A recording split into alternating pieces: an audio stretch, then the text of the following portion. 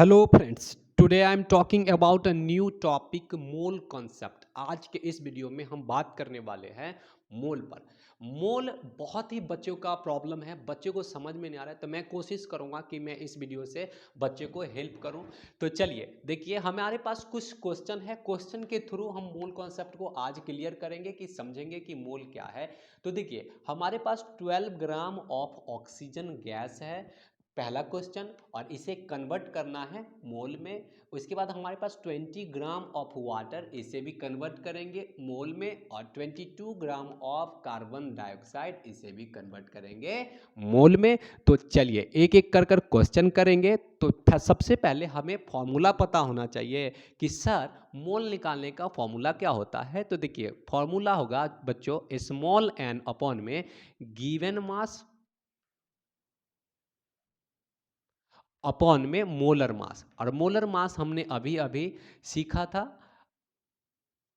अगर आपको molar mass नहीं आ रहा है तो बच्चों मेरा अगला वीडियो मैंने जो बनाया है वो आप देख लेंगे। चलिए आपको मैं बता रहा हूँ, आप देखिए अब हमारे पास क्या है, एक बार क्वेश्चन दिखाता हूँ कि क्वेश्चन क्या होगा। देखिए 12 ग्राम ऑफ ऑक्सीजन गैस, तो बच्चों यहाँ पर लिख देते हैं, यहाँ पर लिखा गया कि 12 ग्राम ऑफ ऑक्सीजन, क्लियर है, ऑक्सीजन गैस, क्लियर। अब देखिए, तो ये जो 12 ग्राम है इसे ही कहते हैं गिवन मास। दिया है क्वेश्चन में, जो डाटा दिया जाएगा उसमें आप देखेंगे अगर कोई मास है तो उसे कहते हैं गिवन मास। तो मैं क्या करूंगा, 12 ले लूंगा, 12 ग्राम ले लिया, क्लियर है। अब देखिए क्या कह रहा है बच्चों, ऑक्सीजन गैस। अगर सिर्फ ऑक्सीजन कहता तो ओ होता, यहां पर ऑक्सीजन गैस कह रहा है तो ऑक्सीजन गैस को लिखते हैं O2 से। तो अभी अभी आपने देखा था कि ऑक्सीजन, एक ऑक्सीजन का मास होगा 16, तो हमारे पास टोटल ऑक्सीजन कितने हैं बच्चों, 2। तो 2 से आपको मल्टीप्लाई करना होगा, तो मोलर मास हो जाएगा 32, क्लियर। अब बहुत अच्छे से समझ रहे होंगे। अब कुछ नहीं करना है, इसे डिवाइड करना है 2 के टेबल से, तो यहाँ पे 6, यहाँ पे आ जाएगा 16, फिर 2 के टेबल से डिवाइड करूंगा तो 3 अपॉन में 8। तो हमारा मोल्स क्या आ जाएगा बच्चों, 3 अपॉन में 8। अगर आप इसे डिवाइड करेंगे तो पॉइंट में भी ला सकते हैं। आप इस क्वेश्चन को समझ गए होंगे। अगर नहीं समझ रहे हैं तो एक बार फिर से वीडियो को वापस से देखेंगे, आपको बहुत अच्छे से समझ में आ जाएगा। चलिए question number 12 gram of water, बहुत बेसिक से बता रहा हूं, ध्यान से देखेंगे। देखिए बच्चों अब क्या कह रहा है कि 20 ग्राम, ठीक है, 20 ग्राम ऑफ वाटर, क्लियर है। आप देखिए 20 ग्राम ऑफ वाटर में मोल में कन्वर्ट करना है, किसमें, मोल में। तो देखिए बच्चों यहाँ पे 20 क्या हो गया, गिवन मास, इसे कहते हैं गिवन मास, क्लियर। आप देखिए गिवन मास आपको पता चल चुका है, तो हमें मोल का फॉर्मूला पता है, गिवन मास अपॉन में मोलर मास, क्लियर। बहुत सिंपल है। आप देखिए यहां पर क्या करेंगे, यहां पे लिखूंगा 20, और मोलर मास देखिए वाटर, वाटर का बच्चों फॉर्मूला होता है H2O, क्लियर।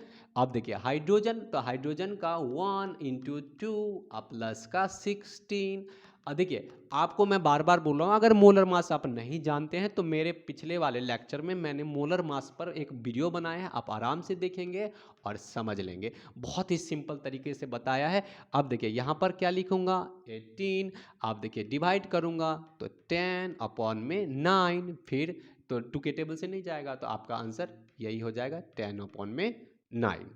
चलिए नेक्स्ट लास्ट क्वेश्चन होगा। लास्ट क्वेश्चन क्या है बच्चों, देखिए लास्ट क्वेश्चन में कहा गया कि 22 ग्राम ऑफ कार्बन डाइऑक्साइड, देखिए 22 ग्राम ऑफ कार्बन डाइऑक्साइड, देखिए 22 ग्राम ऑफ कार्बन डाइऑक्साइड।